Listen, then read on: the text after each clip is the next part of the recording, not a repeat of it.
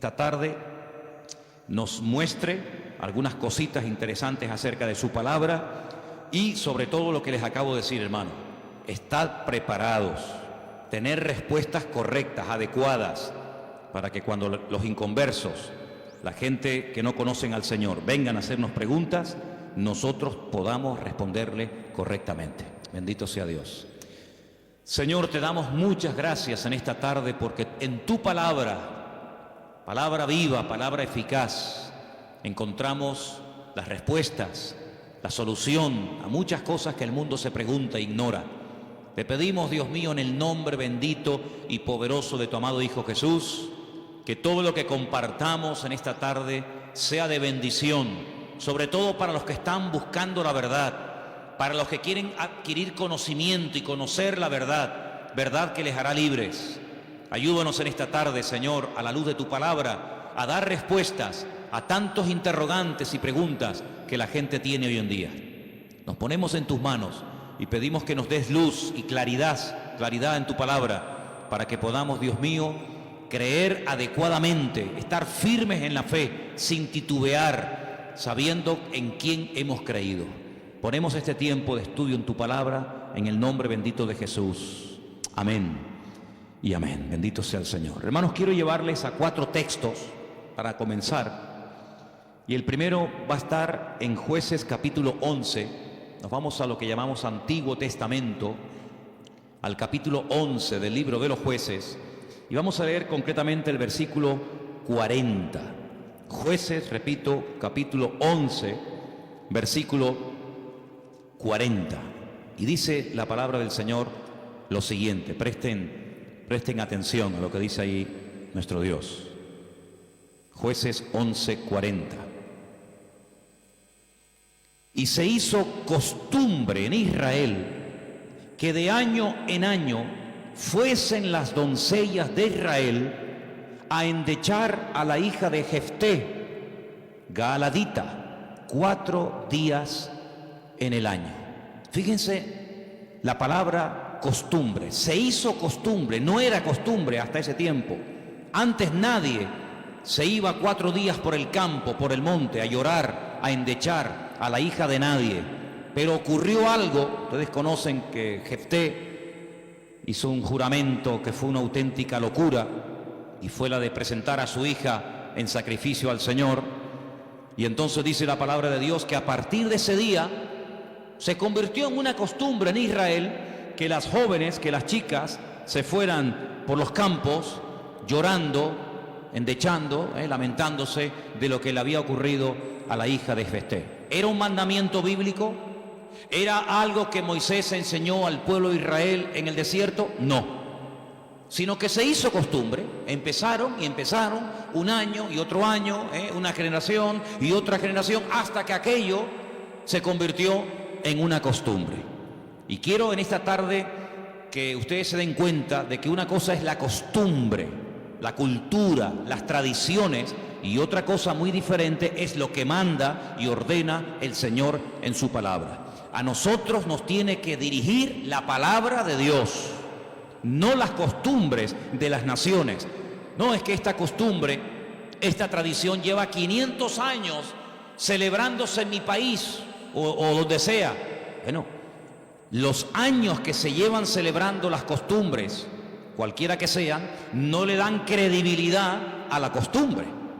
Durante muchos siglos era normal salir a una plaza pública y torturar o quemar a una persona, y todo el mundo iba como si fuera un espectáculo público, ¿verdad? Porque era la costumbre de la época. Bueno, pero eso no significa que como era la costumbre, pues está bien. Cuidado, la palabra costumbre, hábito, aparece desde un punto de vista positivo y desde un punto de vista negativo. Por ejemplo, la Escritura dice en el Evangelio según San Lucas que el Señor Jesucristo, conforme a su costumbre, iba el sábado a la sinagoga. Bueno, pero es que hay costumbres buenas, ¿sí? Y hay costumbres malas. En este caso era una costumbre que no tiene nada que ver con la palabra, pero como ya la gente lo hacía, pues el otro lo hacía y el otro lo hacía, y yo creo que ya después de años ni la gente sabía realmente el origen de esa costumbre, pero ya como que formaba parte de la cultura de la época. Quédense con ese detalle. Nos vamos al libro de Isaías, capítulo 2. Libro de Isaías, capítulo 2, versículo 6. Y dice lo siguiente, un texto, por cierto, muy interesante. Isaías 2, versículo 6. Ciertamente tú has dejado tu pueblo, la casa de Jacob, porque están llenos de costumbres traídas del oriente y de agoreros, como los filisteos que pactan con hijos de extranjeros. Uno de los reproches que el profeta Isaías lanzaba en la época en la que él le tocó servir al Señor en su ministerio es que ustedes se han llenado de costumbres que no son costumbres con una base bíblica, no son costumbres basados en un mandamiento de la Escritura, sino en costumbres, como dice aquí, importadas, traídas de Oriente, que no tienen nada que ver con ustedes. Por ejemplo, aquí en España, país en el que vivimos, pues se ha metido con una fuerza tremenda una fiesta que era una costumbre de pueblos paganos, dicho sea de paso, que se ha celebrado hace poco, la famosa fiesta de Halloween.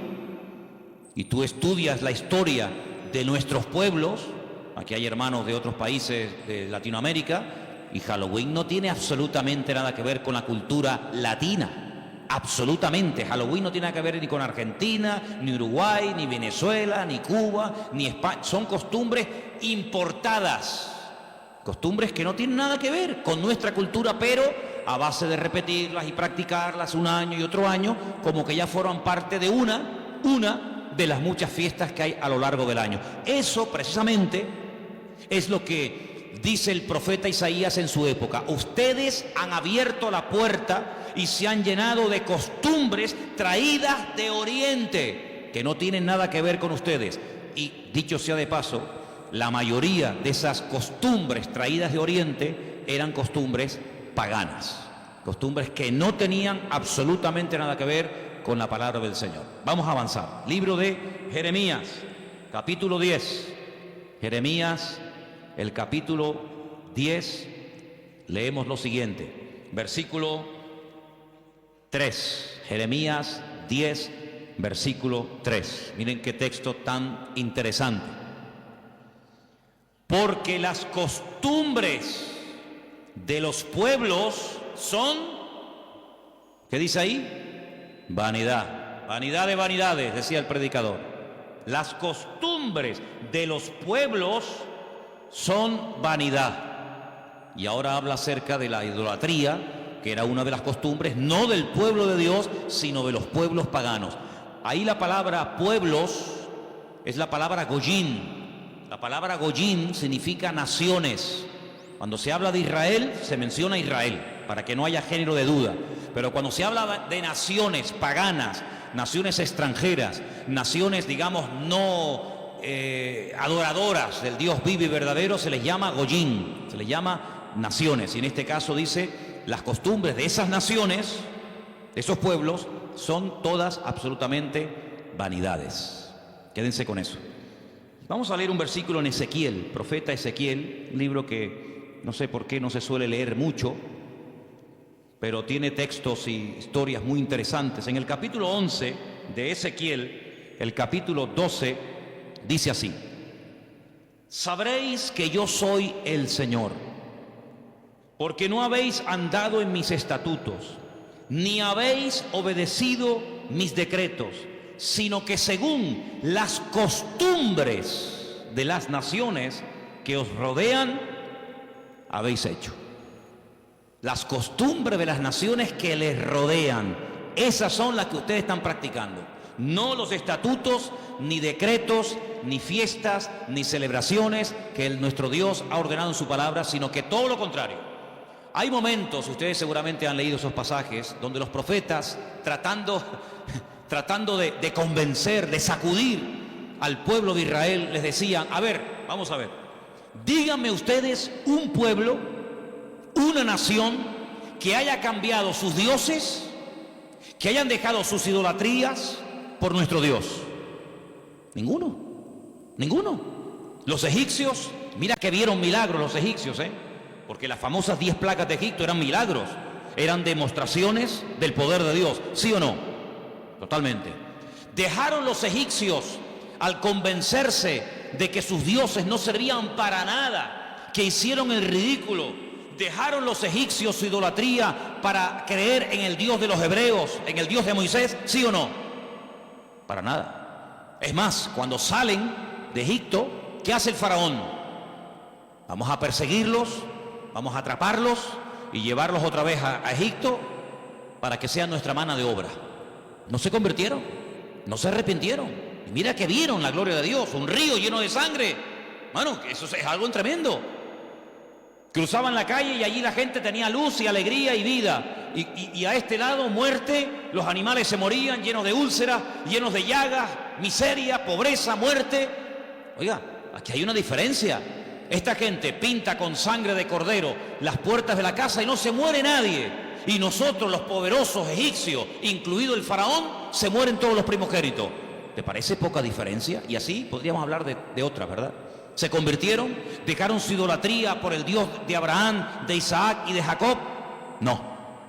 Daniel, en Babilonia, ¿cuántas veces vieron la gloria de Dios a aquella gente? Vieron a Daniel sobrevivir toda una noche y no ser atacado por los leones cuando lo metieron en el foso, ¿se acuerdan, sí o no? Vieron a aquellos 3 jóvenes que les habían cambiado el nombre, que no se quemaron dentro del horno de fuego. ¿Cambiaron? ¿Recapacitaron? Ninguno. Dice, ¿cómo es posible que ustedes habéis podido comprobar que ninguna nación ha dejado sus dioses, su paganismo, para creer en nuestro Dios? Y sin embargo, ustedes sí lo han hecho. Dejaron al Dios vivo y verdadero para adorar a Moloch, a Milcom, a Astarot, a Asera, a Baal. ¿Cómo puede ser eso? Pues eso fue lo que pasó. Ellos cambiaron al Dios verdadero por aquellos dioses. Y dice el profeta Ezequiel en este pasaje, todo eso que habéis hecho son las costumbres de las naciones que les rodean, pero ustedes, en vez de influenciarles a ellos, que ellos se conviertan a ustedes, ha pasado todo lo contrario. Ustedes se han terminado convirtiendo a ellos. Han adoptado su forma de vivir, su forma de adorar, su forma de cantar, su forma de comportarse. Y esto es algo realmente increíble, porque esto no ha pasado nunca, nunca en la historia de la humanidad. Una nación ha dejado el paganismo, ha renunciado 100% a toda esa mentira y ha abrazado la fe única y verdadera. Sin embargo, ustedes tenían al verdadero y lo han abandonado. Otros profetas utilizaban el término han adulterado, han sido infieles a vuestro Dios. ¿Para adorar a quién? Al Dios de las moscas, al Dios de los excrementos, como hay por ahí un Dios también en la Biblia que se llama el Dios de los excrementos, para adorar a las criaturas en vez de adorar al Creador. Increíble, increíble. Entonces, los profetas que hemos leído, Jeremías, Isaías, Ezequiel y también en el libro de Jueces, dicen que todo eso, esas costumbres son todas vanidades. Y entonces nosotros como creyentes, que hemos, como dice la Biblia, pasado de muerte a vida, cuando nos convertimos al Señor, cuando salimos de donde hemos salido cada uno, pues tenemos con el paso del tiempo que no solamente decirle al Señor, Dios mío, gracias por haberme salvado, gracias por haberme perdonado los pecados, sino que quiero también pedirte, quiero que me ilumines, porque a lo mejor de mi antigua vida, cuando yo no te conocía, cuando andaba en la ignorancia, cuando estaba en la idolatría, en las costumbres que practiqué yo y mi familia durante toda la vida, Señor, quiero que tú me ilumines, por si acaso todavía puede ser que en mi vida, en mi familia, en mi forma de hablar, de pensar, de vestirme, etcétera, etcétera, todavía quedara algo que no está bien, pero que como lo hace todo el mundo, pues no parece que sea tan malo. Porque si os dais cuenta, hermanos, hay cosas que se hacen hoy en día que están mal, pero sin embargo, como las hace todo el mundo, no se ven mal. Por ejemplo, a mí una de las cosas que me llama la atención cuando voy a lo mejor a algún supermercado es que de un tiempo a esta parte, en la parte donde está todo lo que es los puros y los cigarrillos y todo esto, es increíble. ¿Os habéis dado cuenta lo que ponen como advertencia en las cajas de cigarrillos? El cigarrillo mata, El cigarrillo produce enfermedades pulmonares, cáncer y esto y lo otro. Pero ¿quién hoy en día iría por la calle poniéndole una multa a una persona por fumar? Nadie. ¿Por qué? Porque como lo hace todo el mundo, ya forma parte de una vida normal, pues no se ve tan mal. Pero cuidado, el que lo haga mucha gente no significa de que esté bien, ¿sí o no? Entonces puede ser que a lo mejor algunos de ustedes en algún momento se ha sentido, perdonen la expresión, como un bicho raro en su puesto de trabajo, con los amigos, con la familia, con los vecinos, ¿sí o no? Porque resulta que todo el mundo ve bien, pues ciertas y determinadas cosas que cuando vamos al manual, cuando vamos a la palabra de Dios, resulta que no solamente están mal, sino que incluso son pecado y abominación ante los ojos de Dios. Vaya usted a una manifestación de miles y miles y miles de personas a favor del aborto y párese en esa marcha y diga que el aborto es un crimen, que es un asesinato y que eso es una abominación delante de Dios. ¿Lo matan? ¿Sí o no? ¿Lo matan? Párese usted en una manifestación donde están llevando a una virgen, a un patrón, a un santo y diga, ¿pero qué estáis haciendo? Si nuestro Dios prohíbe todo esto, si eso es abominación delante de nuestro Dios, si en la base mínima, que son los 10 mandamientos, ya se prohíbe categóricamente todo esto, ¿te matan? ¿Por qué? Porque es que esto se ha practicado. Y claro, después ves ahí al alcalde, y ves al teniente alcalde, y ves al concejal de no sé qué, y ves al fulanito de tal, y incluso al rey, y ves a la reina, y ves a la... Entonces parece que como que no está tan mal porque lo practica mucha gente. Y quiero decirte, querido hermano, que en algún momento de tu vida puede ser que tú te sientas como que vas contracorriente, como que la gente como que no te entiende y como que tú estás en otra frecuencia, en otra onda, y es como algo imposible de que lleguen a un entendimiento. Pero al fin y al cabo yo pregunto, hermanos, ¿nosotros a quién tenemos que agradar? ¿A quién tiene que agradar usted? ¿A nuestro Dios, sí o no? Bueno, pues si por agradar a Dios me pongo en contra de la familia, ¿estás dispuesto a pagar el precio? ¿Para qué te vas a bautizar? Con la edad que tú tienes. Si a ti ya te bautizaron tus padres cuando eras pequeñita, no lo pueden entender. Pero saben, hermanos, nosotros, repito, primero a quien tenemos que rendir cuentas a nuestro Dios. Y en segundo lugar, tarde o temprano, como dije el domingo pasado, la fe. Y cuando hablo de la fe, yo no me refiero solamente a la creencia, sino me refiero, cuando hablo de la fe, también aglutino nuestro estilo de vida. Porque nuestra fe es un estilo de vida. Somos diferentes, ¿sí o no? Somos diferentes. Somos diferentes a la hora de hablar, a la hora de pensar, a la hora de reaccionar ante una situación. Somos diferentes, lo queramos reconocer o no, somos gente diferente. Eso incluye también el concepto fe. No solamente que creo en un Dios, en un cielo, en un infierno, en la Biblia como palabra de Dios, sino que la fe me lleva a una serie de cambios. Bueno, pues en ese paquete de mi estilo de vida, yo tengo que pararme y decir, lo que estamos haciendo forma parte de una base bíblica o de costumbres que se han ido traspasando de padres a hijos, de generación en generación, y yo, como he formado parte toda la vida, evidentemente, de este sistema de vida del mundo, pues las he incorporado como algo normal, pero nunca me paré a preguntarme si lo que yo estaba practicando, si lo que yo estaba creyendo era de Dios o era algo totalmente antibíblico. ¿Quién te convenció a ti? ¿Cuándo te diste cuenta de que adorar imágenes no era de Dios? Algunos de ustedes lo hicieron toda la vida. Pero llegó un momento en el que dijiste, esto no es de Dios, ¿sí o no? El que fue ladrón, el que fue drogadicto, el que practicó la prostitución o cualquier otro pecado.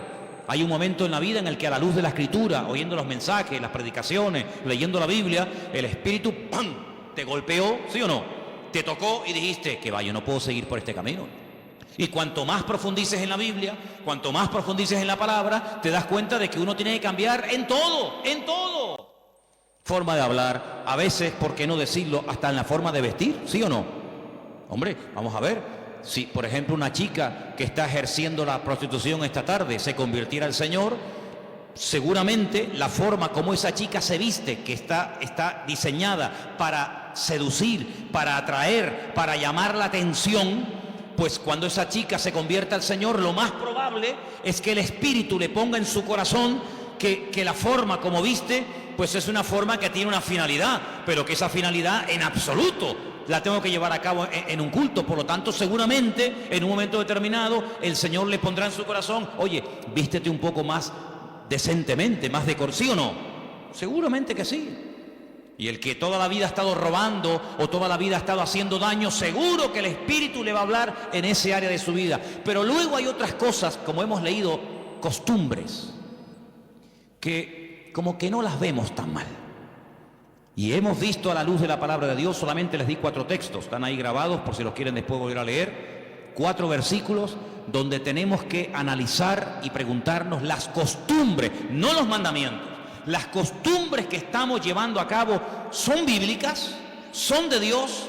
Y ahora vamos a pasar al tema que la gente nos pregunta mucho por internet: ¿qué opinan ustedes acerca de estas fiestas navideñas?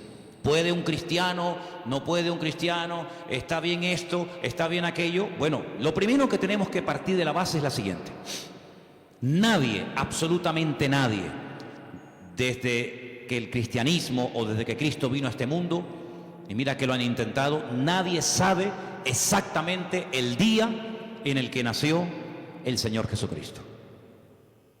Nadie. A lo largo de la historia se ha especulado, incluso si ustedes se meten a estudiar este tema, incluso algunos llegaron a predicar y a enseñar en sus respectivos congregaciones o ministerios que Jesús nació entre marzo y abril, otros entre septiembre y octubre, y así diferentes opiniones. Por lo tanto, partimos de la base de que, lógicamente, el Nuevo Testamento, porque el Antiguo no te lo va a decir, porque no había nacido, el Nuevo Testamento en ninguna parte te dice exactamente el día en el que el Señor Jesucristo nació. Nadie sabe absolutamente nada. Sí sabemos que murió en una época en la que los judíos estaban celebrando una fiesta llamada la Pascua. Sí sabemos que hay una fiesta que nosotros la conocemos como Pentecostés, que su nombre original es Shavuot, la fiesta de las semanas, que el Señor la utilizó para que en esos días, en ese día concretamente, pues aquel grupo que había en aquella casa fueran llenos del Espíritu Santo. Eso sí lo sabemos. También podemos saber con exactitud que el Señor Jesucristo, la noche que fue entregado y en ese lapsus de entre una hora y otra, y fue a ser crucificado, se estaba celebrando la fiesta de los panes sin levaduras, que se unía a la de la Pascua. Todo eso está clarísimo. Y sabemos pues cuándo hay que celebrar la fiesta de la Pascua y la fiesta de Pentecostés y la fiesta de los tabernáculos. Todo eso lo sabemos porque está estipulado en la Biblia y te dice: contarás desde tal día a tal día, tanta semana. ¡Pum! Y eso es matemático. Pero en cuanto al nacimiento de Cristo, la Biblia no nos da ninguna información exacta de cuándo nació. ¿Por qué? Porque en nuestra concepción, entre comillas, cristiana, cometemos un gravísimo error. Y es que Jesucristo nació en un contexto judío, no en un contexto cristiano. Jesús nunca fue a ninguna iglesia evangélica, él toda la vida fue a sinagogas. Jesús nunca practicó costumbres cristianas. Las costumbres que él practicó, y su padre y su madre y sus antepasados, eran costumbres judías, ¿verdad? Por lo tanto, para nosotros se comienza a contar desde el nacimiento del niño. Y dice: bueno, el niño nació el 2 de octubre. Pues al año que viene, el día 2 de octubre, el niño cumple un añito. ¿Sí o no? En la mentalidad judía no se cuenta el tiempo así. En la mentalidad judía, en el momento en el que la mujer sabe que está embarazada, en el que la mujer sabe perfectamente que sí o sí está embarazada, ahí se empieza a contar. No a partir del nacimiento a los 9 meses, ¿me entendéis? Por lo tanto, ya empezamos mal. Es como, por ejemplo, cuando nosotros decimos: bueno, ahora mismo aquí en Tenerife tenemos las 8 en punto de la noche. A las 12:01 será día viernes. Eso según nuestro calendario, según nuestra cultura. según la Biblia, ya es viernes. ¿Por qué? Porque en cuanto cae el sol y ya se puede ver, aunque sea una sola estrella en el firmamento, automáticamente ya estamos al día siguiente. Entonces dice, entonces todos al revés. Bueno, hay que saber estas cosas. Nuestro calendario gregoriano, inventado, mandado a hacer por un papa, tiene 365 días. El calendario bíblico tiene 360 días. Otro dato a tener en cuenta. ¿Qué te parece? Y así podríamos contar cantidad de detalles que cuando uno va a la palabra, uno tiene que conocerlos. Porque si no, ya estás partiendo equivocadamente.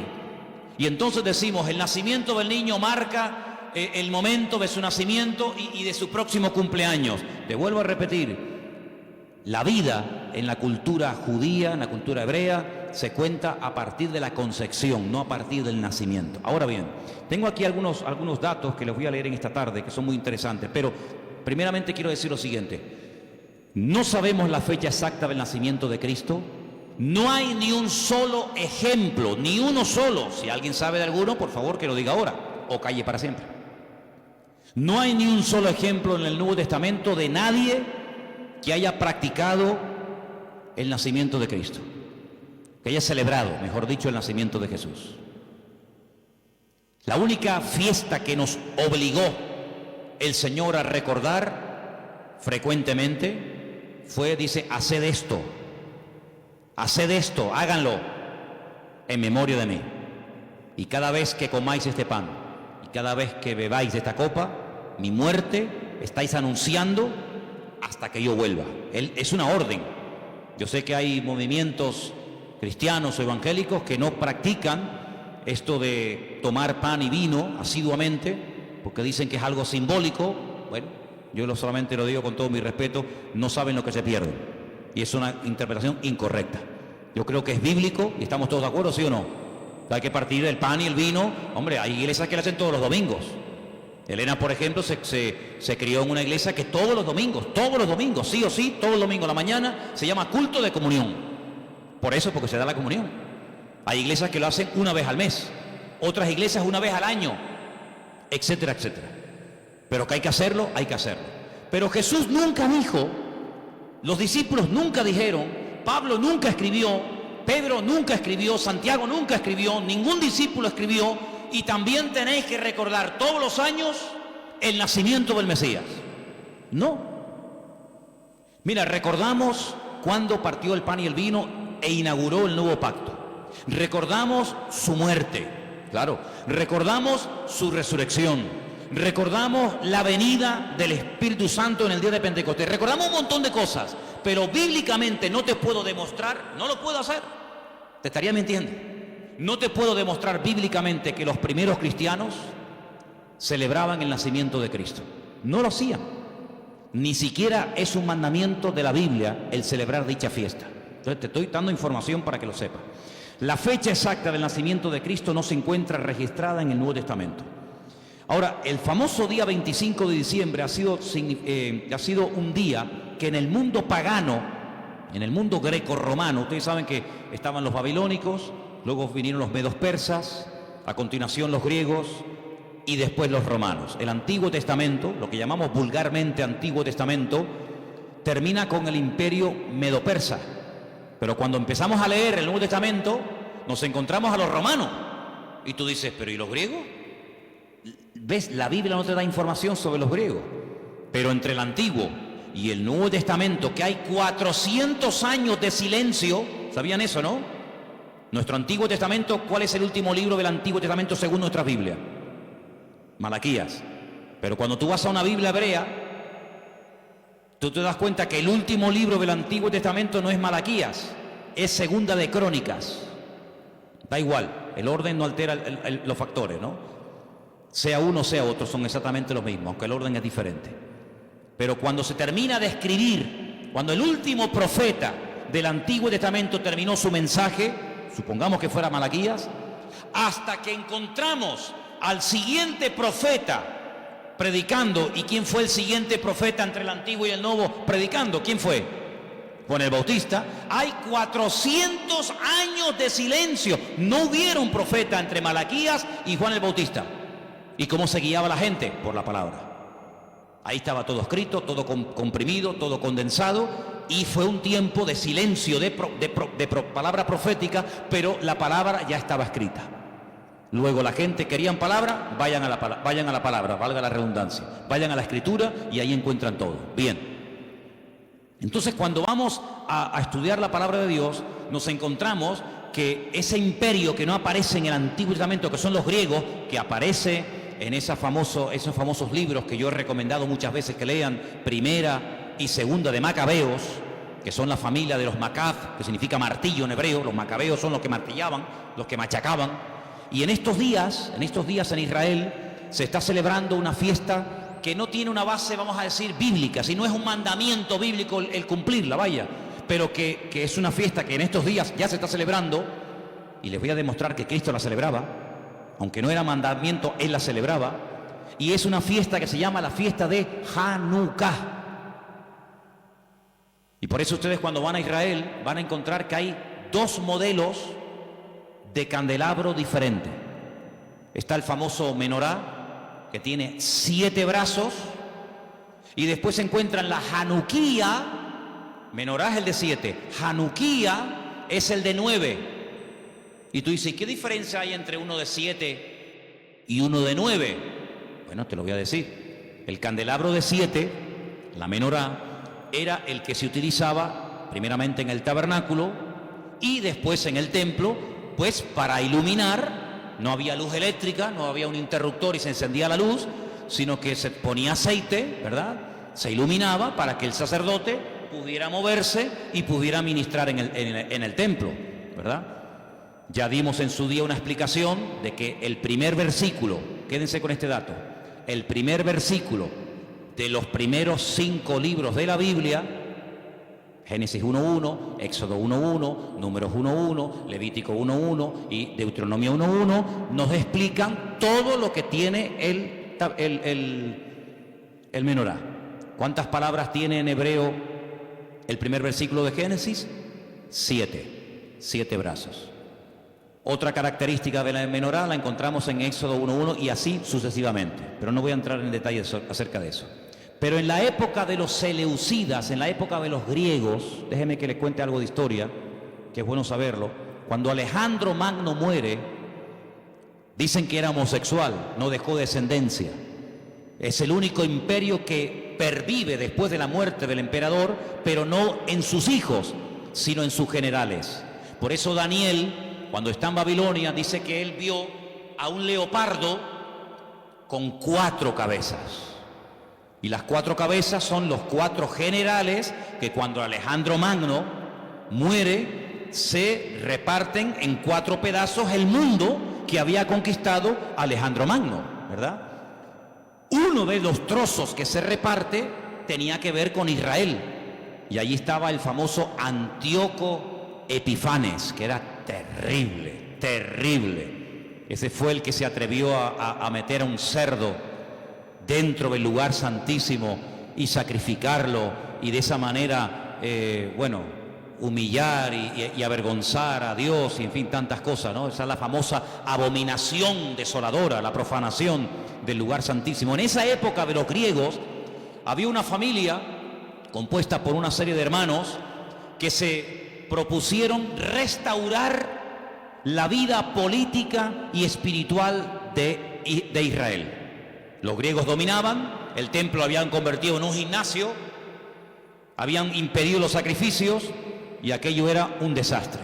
Esta familia se levanta, primero un hijo, después el otro hermano, todos murieron como mártires, es una historia tremenda. Y estos macabeos, que no se llamaban macabeos, sino una especie de apodo, los que martillaban, los que golpeaban, pelearon militarmente, cuerpo a cuerpo con los griegos y los derrotaron, los vencieron, los echaron de Israel y restauraron el culto en el templo. Pero resulta que el aceite que se utilizaba para las lámparas del candelabro, en este caso de la menorá, no llegaba, porque lleva un proceso y se tarda un tiempo en elaborar ese aceite específico para la menorá. Había muy poco aceite. ¿Qué ocurrió? Oraron al Señor y el Señor hizo que la poca aceite que quedaba durara milagrosamente más tiempo de lo que habitualmente duraba. A partir de ese momento, para recordar el milagro de que el Señor permitió que el aceite durara más tiempo de lo habitual, se comenzó a celebrar la fiesta de la Hanukkah, la fiesta de las luces, la reinauguración del templo. Entonces, en esta época del año, para recordar ese milagro, se enciende con la vela del centro, cada día una vela diferente, hasta llegar a 9 velas, porque ese fue el tiempo que duró el aceite. Y eso es lo que significa la fiesta de Hanukkah. Ahora ustedes pueden ver, dice, y Jesús subió al templo a la fiesta de la dedicación del templo. Y tú dices, ¿qué fiesta es esa? Porque ahí no dice Pascua, ahí no dice Pentecostés, ahí no dice Tabernáculo, dice a la fiesta de la dedicación del templo. Pero si el templo ya estaba inaugurado cuando Cristo vivía.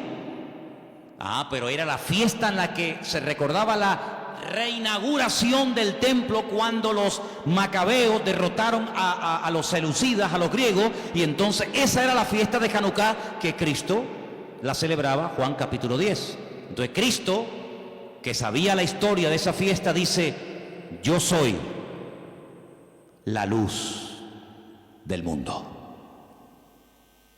Y la gente sabía lo que estaba diciendo, porque así como esta aceite, esta luz se enciende, yo soy ahora la luz del mundo. Y posteriormente a sus discípulos le dice, y ahora también vosotros sois la luz del mundo. Y todo está basado en algo que pasó en aquel tiempo. Entonces, cuando vamos al Nuevo Testamento, nos encontramos que nos dice la Biblia quién gobernaba en el Imperio Romano en el tiempo del nacimiento de Cristo. Pero cuando se hace el calendario gregoriano o cristiano, vaya, el que tenemos ahora mismo nosotros, se cometió una gravísima equivocación. Algunos calculan que del verdadero calendario bíblico al que usamos actualmente puede haber una diferencia entre 4 y 6 años. Es decir, que en vez de estar ahora en el 2015, estaríamos ahora 4 años o 6 años más de lo que estamos. Y eso es bueno saberlo, porque la Biblia nos da datos acerca de lo que va a ocurrir en cada tiempo, y por eso estamos viendo profecías cumplidas nosotros en este momento, que tú dices, pero no me encaja el tiempo. Claro, no te encaja el tiempo si te llevas por el 2015, pero si te llevas por el calendario bíblico, te encaja todo de una forma maravillosa, porque Dios no se mueve con el calendario inventado por don Gregorio, sino Él se mueve por el calendario inventado y creado y dado por Él en su bendita palabra. ¿Cuántos dicen amén? Entonces, sigo leyendo esto que está muy interesante. La historia de la Navidad parece tener los primeros antecedentes entre el 320 y 353 después de Cristo. Es decir, que hasta el 350 y pico después de Cristo, ningún cristiano, ninguna iglesia practicaba o celebraba lo que vulgarmente llamamos la Navidad. Durante más de 300 y pico de años, esto no existía. ¿Qué te parece? Yo dije un día que si ustedes quieren ver la transformación terrible que experimentó el cristianismo, tienen que leer detenidamente lo que pasó en el Concilio de Nicea. Ahí en Google, se meten, Concilio de Nicea, estudien, lean lo que allí pasó. El cristianismo del 300 para atrás era diferente al cristianismo que se vive hoy en día del 300 y pico hasta nosotros. Todo cambió, hermanos, todo cambió. Entonces fue en esa época, en ese tercer siglo, cuando se comenzó a decir que Cristo había nacido el 25 de diciembre. ¿Por qué? Porque era la fiesta, era el día más pagano del año. Se celebraba el culto al dios Saturno, y el dios Saturno era el dios de las cosechas. Y era un día de celebración, pero de celebración pagana, de sacrificios en agradecimiento al dios Saturno. era el solsticio de invierno en el hemisferio norte, y ahí dijo alguien, bueno, vamos a utilizar el día más pagano del año cuando se adora al sol, vamos a utilizarlo y lo vamos a cristianizar para que de esa manera también nosotros los cristianos formemos parte de la festividad y de la alegría a nivel mundial. Desde finales del siglo IV, finales del siglo IV, el cristianismo comienza con la famosa tradición de la Navidad, y el Papa Julio I dijo que Jesús había nacido el 25 de diciembre. ¿De dónde lo sacó?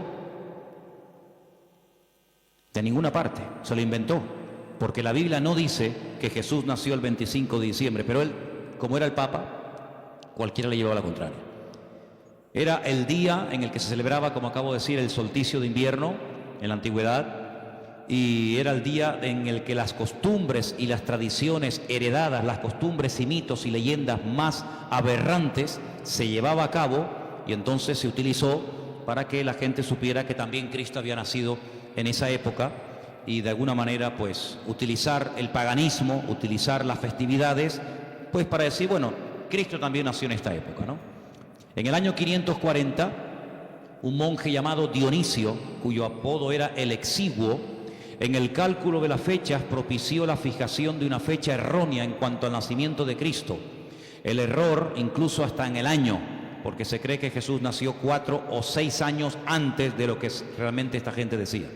El tema de las fechas, ya hemos dicho, es algo muy controvertido, pero al final se llegó a la conclusión de que Cristo había nacido en esa época, y los cristianos comenzaron a practicarlo como parte de la cultura o de la tradición. Hay muchos relatos en los que cuenta la historia que miles y miles de cristianos se dejaron matar, quemar, crucificar y torturar hasta la muerte porque se negaban a celebrar la famosa Navidad el 25 de diciembre. Así que hermanos nuestros en la fe han muerto quemados, torturados y crucificados por negarse a formar parte de una fecha inventada, creada por el hombre, rodeada de paganismo, donde una de las costumbres que había era sacrificar toros, sacrificar animales, cortarle los testículos a estos animales y colgarlos en los árboles. De ahí viene la famosa costumbre de colgar bolitas en los árboles, de la costumbre pagana de aquellos degenerados griegos y romanos que hacían este tipo de ofrendas y de sacrificios a sus dioses, y de ahí pasó. Luego se prendía fuego al árbol, pero claro, prender fuego al árbol, pues en una casa particular es una temeridad, y entonces a alguien con el paso del tiempo se le ocurrió ponerle un montón de luces para que represente aquel fuego que evidentemente no se puede hacer hoy en día por sentido común, pero entre las bolitas y el fuego que se pone, las luces que se pone, pues es lo más parecido a aquellas bolitas que se ponían colgadas en los árboles, y al mismo tiempo las luces representan el fuego que por cuestiones obvias no se pueden poner hoy en día. Así que Jesús no nació el 25 de diciembre, pero escuchen esto porque es muy interesante. La explicación más consistente de los historiadores es que el origen de la Navidad se tomó entre el siglo III y IV, ya lo hemos dicho, ¿verdad? El porqué de la elección de esta fecha, bueno, se relaciona con la necesidad de la reciente oficializada religión cristiana de imponerse sobre las tradiciones de los cultos paganos romanos. En aquel tiempo el mundo estaba dominado por el Imperio Romano. Se adoraba a Saturno, como el Imperio Romano a través del emperador Constantino supuestamente se había convertido.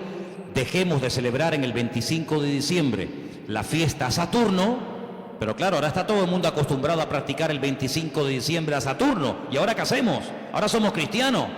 Bueno, pues sigamos celebrándole igual, pero a Saturno ya no podemos, somos cristianos. Bueno, a Saturno no, a Cristo.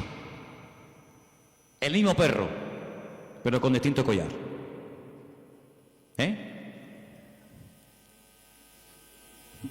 Adoraban al sol.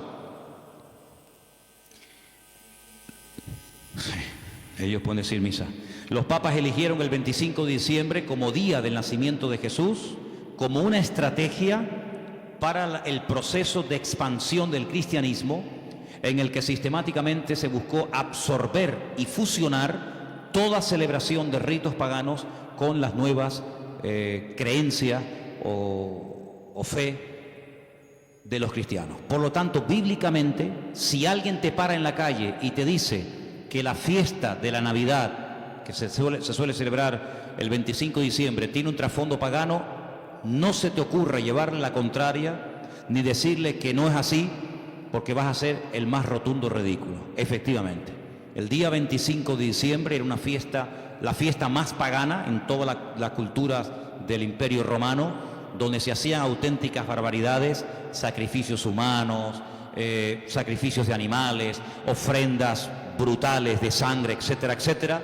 Como supuestamente, repito, el Imperio Romano dejó el paganismo y abrazó la fe cristiana que había perseguido durante más de 300 años, pues ahora ¿qué hacemos? Ahora nos encontramos con un dilema. Bueno, lo solucionamos fácilmente. Seguimos manteniendo el día, seguimos manteniendo las costumbres de dicho día, ¿vale? Seguimos celebrando todo exactamente igual, pero en vez de a Saturno, en vez de a divinidades falsas, pues la celebramos a Dios y total, aquí no ha pasado absolutamente nada. A base de repetir y de repetir y de practicar, un siglo, otro siglo, una generación, otra generación, nos hemos puesto hoy en día en el año 2015, aparentemente después de la era cristiana, y resulta que hemos abrazado unas costumbres y unas prácticas que nosotros no lo hacemos con ninguna mala intención, ¿no? Nosotros no lo hacemos porque creemos en el paganismo, ni mucho menos, pero sin darnos cuenta estamos practicando y celebrando y haciendo cosas que tienen un trasfondo totalmente pagano, pero después queremos que los paganos cambien cuando los paganos lo que han hecho es que nos han cambiado a nosotros y se han metido en nuestras casas y se han metido en nuestras costumbres y se han metido en nuestro vocabulario y hemos visto, no de ahora, de hace ya muchos años, que en estos días que teóricamente, vamos a decir, ha nacido el Señor, que no es así, ya lo hemos demostrado, pero que teóricamente teníamos que celebrar su nacimiento, resulta que se ha convertido en una fiesta ¿de qué? De despilfarro, de derroche, de negocio, donde después se habla de la famosa cuesta de enero, porque la gente empezó a regalar y a comprar y a regalar y a comprar, a regalar y a comprar cosas que después en enero se arrepienten o no usan o quieren cambiar, y después resulta que ya el año, en vez de empezarlo libre de deudas, ya lo empiezan con más deudas, aparte de las que ya tenían del año anterior. ¿Por qué? Porque la fiesta así lo requiere. Porque si no le regalamos al abuelito, y si no le regalamos nada al niño, y si no le regalamos nada a la abuelita, o al tío, o al papá, o al sobrino, pues como que es una falta de educación, y como que falta el amor en la familia, y como que todos nos hemos vuelto locos, y nos hemos fanatizado, porque ahora somos cristianos. No, mi hermano, aquí no nos hemos vuelto locos, sino que ¿sabe lo que pasa? Que el conocimiento confronta, y el conocimiento compromete.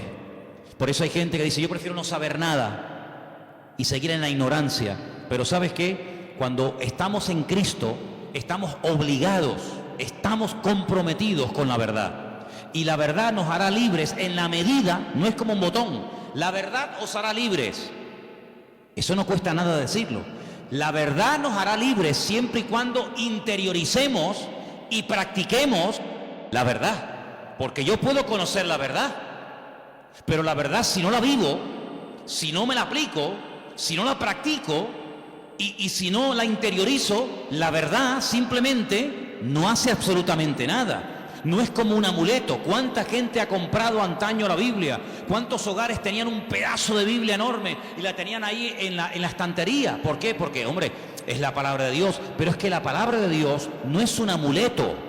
No es como el que pone una herradura. No es como el que pone una ristra de ajos. No es como el que recurre a un amuleto, que los hay en todas las religiones. Los judíos también tienen un montón de amuletos, ¿eh? No se pueden ustedes imaginar. La famosa segulá y tantos amuletos creados y diseñados y vendidos y bendecidos por los rabinos para protección del mal de ojo, para protección de no sé qué, para protección de los malos espíritus. En todas las religiones siempre ha habido amuletos, pero la verdad, la Biblia no es un amuleto, es un estilo de vida que nos lleva a comprometernos y nos lleva a decir, Señor, perdóname, porque he estado creyendo y practicando y encima enseñando y transmitiendo una mentira, creyendo que es una verdad. Y no hay nada peor que creer que algo de mentira es una verdad y yo la practico en mi vida. Hermanos, en estos días, generalmente en todas las iglesias, incluido esta, suele ocurrir algo muy común. Y es que, por ejemplo, lo notamos, ¿no? Y no es que llevemos un control excesivo del tema, pero les cuento la realidad. Muchísimos creyentes se gastan el dinero que tienen y el que no tienen y se olvidan muchas veces de lo que tenían que haber apoyado con su dinero a la obra de Dios. ¿Por qué? Porque hay que comprar regalos a todo quisque y hay que tirar la casa por la ventana. Y si nos vamos a la noche a la cama sin tener toda la mesa llena de comida, como que no hemos celebrado Navidad. Y yo pregunto, imaginémonos por un instante, que no es así, pero trabajemos con la hipótesis. Bueno, vale, nació el 25 de diciembre, vale, perfecto. Si realmente nació el 25 de diciembre, ¿a quién tendríamos que celebrar la fiesta? Me imagino que al Señor. Pero nosotros somos tan listos que nos hacemos la fiesta para nosotros. Y tendríamos que traerle regalos a Él. ¿Cómo? Bueno, pues ¿qué le hace falta a la iglesia? Pintarla. Yo regalo este año la pintura. Si el cumpleaños del Señor y esta es la casa del Señor, ¿qué le hace falta a la iglesia? Más sillas, yo las regalo. Pero no hacemos regalos al que cumple años, teóricamente, sino que nos hacemos regalos a nosotros. A papá, a mamá, al tío, al sobrino. Y yo digo, bueno, ¿el cumpleaños de quién es? ¿Tuyo? ¿O es el del Señor? Porque si es el del Señor, al que menos le hemos regalado ha sido a Él. Resulta que nos hemos regalado a nosotros. Y tenemos, los que tengan, ¿no?, el árbol lleno de docenas de juguetes y docenas de regalos. Y tú dices, ¿y el regalo del Señor dónde está? Porque la iglesia no puede sufrir en estos tiempos, en este mes de diciembre, porque teóricamente sería el mes de más abundancia, ¿sí o no? Tendría que ser el mes en el que sobraran Biblias, sobraran sillas, sobrara de todo, porque es el día especial del Señor. Pues ¿saben qué? Suele ocurrir generalmente todo lo contrario. Es cuando tal vez menos nos acordamos del Señor. Ahora, nosotros vamos a utilizar la fiesta que el mundo inventó, no el Señor, no la iglesia primitiva, no la Biblia. Nosotros vamos a utilizar la fiesta que inventó el mundo para decirle al mundo el motivo por el cual el Señor vino a este mundo, que no fue otro más que morir por nuestros pecados, derramar su sangre y restaurar nuestra vida y sacarnos de la miseria y de la ignorancia y ponernos en el reino de su amado Hijo. Eso es lo que vamos a hacer. El mundo que celebre lo que quiera. No es un tiempo para derroches, ni despilfarro, ni borracheras.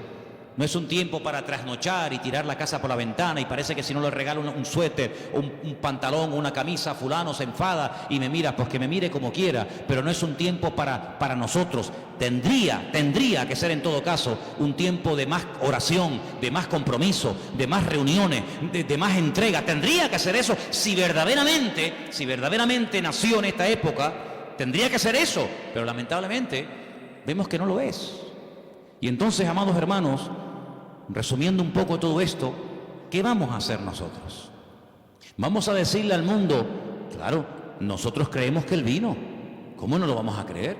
Nosotros creemos que Él nació y que Él vivió en esta vida y que Él murió y que Él resucitó y que digan lo que quieran, pero vino con propósito. Vino con un objetivo, no vino para entretenernos, no vino para que ahora en diciembre tiremos la casa por la ventana, luego en abril, marzo, abril, volvamos a recordar toda la tragedia de la sangre, de la muerte, de Pilato, de la crucifixión, de la tumba, de los latigazos, etcétera, etcétera, y el resto del año. No, hermano, no vamos a dejarle al mundo que nos diga cuándo y dónde tenemos que celebrar lo que tendríamos o no que celebrar. ¿Qué es lo que tenemos que celebrar? Lo que dice la Biblia. Haced esto en memoria de mí. Ahí tienes ya un ejemplo. Si dice el Señor, nos dice el Señor, haced, cumplid con esto en memoria de mí. Bueno, ahí tenemos una obligación, pero en ninguna parte mi Señor, nuestro Señor, ni a ti ni a mí nos dice, y una vez al año recuerden que el 25 de diciembre yo nací. Porque dicho sea de paso, cuando Cristo nació, la palabra diciembre ni existía, porque ni ese mes existía cuando el Señor Jesucristo nació, sino que estamos hablando de términos y de palabras creadas, diseñadas e inventadas por los hombres. Y quiero que este año sea diferente. Debe ser diferente este año en nuestras casas. Lo dije hace mucho tiempo, cuando pongamos la mesa y nos juntemos los hermanos, los amigos, los familiares, etcétera, pongan en la mesa un cubierto como si Él estuviera sentado en la mesa con nosotros, para que cuando venga un inconverso te diga, oye, y ahí no se va a sentar nadie. Sí, ahí está sentado esta noche el Señor con nosotros. ¿Y eso? Sí, porque queremos que el Señor esté sentado en nuestra mesa, porque si el Señor no está sentado en esta mesa, ¿qué rayo estamos celebrando nosotros aquí esta noche? ¿Qué estamos celebrando? ¿Un banquete? ¿Qué estamos celebrando? Si el Señor no está sentado en esta mesa, ¿qué hacemos aquí tú y yo? Es una cena normal y corriente como cualquier otra, pero queremos invitar al Señor a nuestra casa. Queremos que coma con nosotros, que viva con nosotros, que duerma con nosotros, que entre con nosotros, que salga con nosotros. Nuestra vida no gira en torno a fiestas, porque nuestra fiesta se llama Cristo. Y nuestra fiesta desde el 1 de enero hasta el 31 de diciembre. ¿Cuántos dicen amén? No tenemos que decir, ay, ahora el nacimiento, ay, ahora la muerte. Todos los días yo recuerdo que Cristo vino a este mundo a morir por mí. ¿Sí o no? Todos los días yo recuerdo que Él murió por mí en la cruz. Todos los días, no solamente el domingo de resurrección, allí en el Parque La Granja. Yo todos los días recuerdo que el Señor resucitó al tercer día. Yo todos los días recuerdo que Él está vivo. No tengo que decir, bueno, ahora esto. Ahora, ¿quién nos marca a nosotros el calendario? Lamentablemente, ¿sabe quién nos marca el calendario? El mundo. El mundo se ha metido en la cultura de tal manera que dice, no, ahora carnavales, ahora Halloween, ahora Semana Santa, ahora la Ascensión de María, ahora el Puente de la Constitución, y le hemos dejado al mundo que nos organice el tiempo y nos diga incluso cómo tenemos que comportarnos en cada época del año. Claro, nosotros gracias al Señor somos cristianos y muchas de esas cosas ya no las hacemos, pero el que es mundano, el que no es cristiano, dice, carnavales, ¿me tengo que disfrazar? Me tengo que disfrazar, ¿por qué? Porque el mundo dice que ahora es cuando yo me tengo que hacer de disfrazar y hacer el idiota durante una semana o 15 días, pero luego no, ahora dice no, ahora viene la cuaresma, ahora viene la resignación, el perdón, la ceniza, no sé qué, no sé cuánto, no, ahora viene la Semana Santa, no, ahora viene no sé qué, y le hemos dejado al mundo que organice nuestro tiempo y nuestro estilo de vida. Nuestro tiempo y nuestro estilo de vida, ya lo dijo el Señor cómo tiene que ser. Si a alguien le interesa, aquí lo tiene. Señor, ¿qué tengo que celebrar en marzo? Señor, ¿qué tengo que hacer en diciembre? ¿Qué tengo que hacer cada día de la semana? Aquí está el manual. No le dejemos al mundo que nos organice, porque mira, yo me acuerdo que hace años, y termino, en España no se celebraba Halloween. ¿Cuánto tiempo lleva esta fiesta entre nosotros más o menos? ¿Alguien más o menos sabe? 8 años. Bueno, 8 años. Y nosotros ya tenemos una edad. Luego, durante muchos años de nuestra vida, esta fiesta en España no se celebraba. Íbamos a un centro comercial en esta época de noviembre, creo que se celebra esta fiesta terrible, y no había ninguna calabaza, no había ninguna cosa de terror. ¿Por qué? Porque esta fiesta no se había introducido. Pero mira cómo la metieron. Mira cómo la metieron, amigo. Y el otro día, el Black Friday. Ya nos metieron otra. Y en enero, ahora y el mundo tiene, hermano, lo tiene tan claro, el diablo tiene tan claro los objetivos que dice, mira, a la gente le gusta varias cosas: comer bien, vestir bien, vivir bien y divertirse. Perfecto.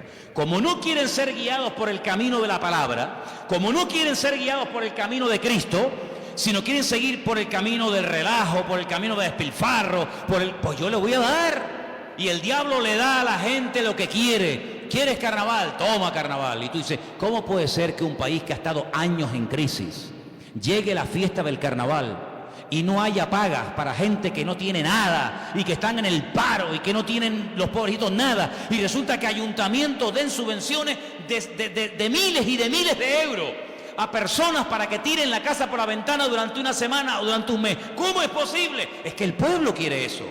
El pueblo quiere eso. En el pueblo de Tordesillas, en la provincia de Valladolid, la tradición del toro de la Vega. ¿Quién no ha oído esa barbaridad? cogen un toro bravo, lo sueltan al campo y miles y miles y miles y miles de personas lo rodean, lo pinchan, lo clavan, lo torturan. Cuando ya el animal está reventado que no puede más, llega uno, rácate, le clava una lanza, lo montan en un caballo, lo llevan al pueblo y es el héroe porque este año ha matado el toro de la Vega. Cuando van allí la gente a protestar en contra de esta fiesta, cuando han ido ecologistas o personas que dicen, oye, pero ¿cómo puede ser esto? Los han sacado del pueblo a patadas, los han apedreado, y cuando los periodistas pueden acercarse a uno de aquellos fanáticos, ¿saben lo que les dice? Nunca dejaremos de celebrar esta fiesta en nuestro pueblo, porque esta es una tradición que hemos tenido en nuestra tierra de toda la vida. Y es como si la tradición impera por encima de la razón. Primero la tradición, luego la razón. Primero la tradición y luego todo lo demás. Pero vamos a ver, pero como creyentes vamos a entrar en ese juego. Hermanos, muchos de ustedes cuando entraban al agua y se iban a bañar no se persignaban. O cuando pasaban por una cruz no se persignaban. O cuando pasaba un coche fúnebre no se persignaban. ¿Lo siguen haciendo? ¿A que no? Pero si lo hicimos toda la vida. Pero ya no. Ya no. Porque hemos entendido de que hemos pasado de muerte a vida. Pero sigamos pasando de muerte a vida. No nos quedemos en mitad de camino. No digamos, ya no adoro a esto, ya no adoro a aquello, ya no adoro a esto, ya no hago tal. Pero alguna cosita me queda. Me queda esto, y bueno, total son unos días. Hermanos, sigamos avanzando. Ese fue el gran error de Israel. Entró, conquistó cuatro cachitos de tierra. No, toda la tierra tenés que conquistar, no Jericó, un poquito por aquí, un poquito por allá. Sí, pero escucha, es que allí viven los filisteos. Ah, bueno, no importa. Y allí viven los amorreos, y allí viven los no sé qué. Total, tenemos ya 4 casitas, nuestras vaquitas, nuestras ovejas, nuestras gallinitas. No, hijo, tienes que conquistar toda la tierra, porque si no los conquistas, ellos mañana se vuelven contra ti y te van a conquistar. Y en la vida cristiana no es conquistar el tabaco, la droga, la prostitución, la mentira, no sé, el soborno, no sé qué, no sé cuánto. Bueno, ya estos días ya están vencidos. Gloria a Dios. Pero ven para acá. ¿Y esto? ¿Y esto? ¿Horóscopo? ¿Cómo? ¿Sí, horóscopo? Ay, amigo. No, pero es que ya no fumo, ¿no? Que no estoy hablando de eso. Eso ya está. Todavía tenés un poquito de horóscopo. Un poquito ahí de no sé qué. ¿Esto cuándo lo vas a conquistar? Lo que has conquistado no es excusa para no seguir conquistando lo que te falta. Es más, si has conquistado y superado cosas tremendas, te tienes que agarrar a eso y decir, Señor, como tú me ayudaste a conquistar y a vencer esto, que para mí era algo grande, importante, agárrate a eso y sigue practicando cosas. Porque yo te voy a decir una cosa. Cuando el Señor llamó a Gedeón, ¿se acuerdan? Llamó a Gedeón y le dice, mira, ven para acá. Tu padre tiene un ídolo en la casa y lo adora. Levántate y rómpeselo. Y Gedeón dice, ¿el ídolo de mi padre? Dice, sí, porque él no lo va a romper nunca. Entonces tú, que tienes las ideas más claras que él, ayúdalo, desata a tu padre. Porque si tú le dices a tu padre, papá, Dios me ha dicho que rompas el ídolo, tu padre nunca lo va a hacer. Pero tú sí lo tienes claro, ayuda a tu padre. Tú tienes más luz que él. Y entonces dice que lo hizo de noche. No se atrevió a hacerlo de día. ¿Saben la historia, no? Se levanta, despedaza el ídolo del padre y al día siguiente, ¡ay, mi madre! Se monta la marimorena en la ciudad. ¿Quién rompió el ídolo del fulano de tal? El ídolo, el muñeco, la imagen del padre de Gedeón. Sale el padre de Gedeón, se entera y dice, bueno, si era tan poderoso, no fue capaz de defenderse. No sé quién habrá sido, pero vino alguien, lo rompió y no fue capaz de defenderse. Luego, no era tan Dios como yo creía que era. Fíjate que el hijo ayudó a que el padre se diera cuenta de que había estado adorando a un muñeco, creyendo que era un Dios poderoso, y cuando le atacaron, como es un ídolo, no pudo defenderse. Mira como un pequeño detalle, bueno, pequeño, como un gran detalle de su hijo, le ayudó a su padre a decir, oye, gracias, porque hoy me he dado cuenta de que yo estaba adorando a un muñeco. Hermano, hay gente que a lo mejor dice, mira, yo esto lo voy a dejar de hacer. ¿Por qué? Porque no es de Dios. Pero hay gente que no tendrá la fuerza. ¿Por qué? Porque la costumbre, la tradición, la familia, la sociedad, no sé qué. No te preocupes. Yo le digo a la gente, mira, ¿usted le da miedo romper los muñecos que tiene? Ay, sí, porque me da cosita. Tráigaselo, que yo se los rompo. Yo le ayudo. No será la primera vez que me voy a ese patio ahí y me lío a martillazos con Pedrito, con Juanito, y no se defienden tú, ¿eh? Los desmigajo todos, ¿eh? Y no se defiende ninguno. Y le digo, ¿te das cuenta cómo nos han defendido? Entonces, hermano, hay cosas que tendrás que romper tú. Tú tendrás que romperlas y quitarlas de tu vida. Pero hay momentos en los que Dios te pondrá en una casa, en una familia, para decir, mira, déjame ayudarte. Déjame demostrarte que esto no sirve para nada. Y ahí se van a dar cuenta, con ese acto de fe y de obediencia que tú has ejecutado, se van a dar cuenta de que verdaderamente estaban creyendo en una mentira. Yo les he dado de comer, les he dado información, hagan lo que les dé la gana, como dijo Josué, hagan lo que quieran, pero yo y mi casa serviremos al Señor. ¿Oramos? ¿Les parece? Venga, oramos. Cierre sus ojos y recuerde lo que ha oído esta noche, porque el conocimiento compromete y confronta, y sin confrontación no hay cambio. Por eso esta noche Dios te ha dado una información y te ha dicho, esto viene de esto, esto y esto. Tú sabrás lo que haces, pero te damos gracias porque tu palabra es luz, es una lumbrera, es una antorcha que alumbra en medio de las tinieblas, en medio de la oscuridad. Y en esta noche, Señor, en este día, queremos pedirte, Señor, que nos dé fuerzas para que podamos terminar todos y cada uno de tus hijos este año en una rotunda victoria, contundente, real y genuina. Oramos por todos los hermanos, por todas las personas que a lo largo de la tierra nos están viendo y siguiendo cada semana, culto tras culto, desde aquí, desde Tenerife. Bendecimos a esas miles y miles de personas que nos escriben, que nos ven, que nos oyen. Señor, queremos pedirte por ellos para que los bendigas y para que juntos podamos extender el reino de Dios, las verdades del Evangelio, las verdades que salvan, que transforman la vida, que son las verdades de tu palabra. Libéranos de cualquier temor, rompe en nosotros toda atadura a la tradición, a la costumbre, rompe todas esas costumbres paganas que a veces hemos cultivado y hemos practicado durante años sin darnos cuenta lo que hemos estado haciendo, Señor. Que en nuestros hogares, en nuestras vidas, en nuestras congregaciones, Señor, haya libertad, haya verdad. Y gracias te damos porque tu verdad, tu palabra libera, y queremos ser libres de todo engaño, de toda ignorancia, de toda mentira. Y te damos gracias porque hasta aquí podemos decir, el Señor nos ha ayudado, hasta aquí el Señor nos ha bendecido, y hoy no adoramos a nada ni a nadie más que al Señor nuestro Dios. Recibe toda la gloria, mi Señor. Recibe toda la honra, y que en esta noche salgamos de este lugar con las ideas claras, sabiendo lo que tengo y lo que no tengo que creer y practicar, porque tu palabra siempre habla, y yo acepto que el Señor ha hablado a mi vida esta noche, y toda la gloria para ti, mi Dios, en el nombre de Jesús. Amén.